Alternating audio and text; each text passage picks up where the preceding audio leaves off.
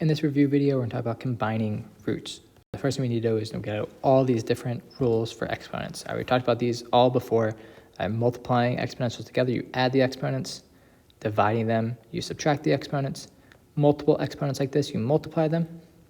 Negative exponents flip to the other side of the division bar. And fractional exponents are roots, and vice versa. So how would I simplify this expression? It looks pretty complicated. You can't really add these together because they're different types of roots. But what I can do is change them each to square root into the 1/2 power, fifth root into the 1/5 power. And then double exponents, we multiply. And now that I have these two exponentials being multiplied, I know I add them together.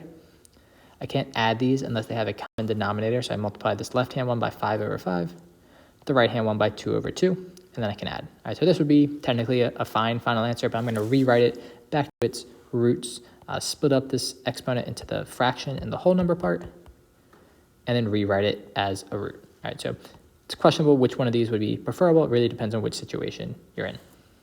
All right, next one, the cube root of x to the 8th over x to the 5th.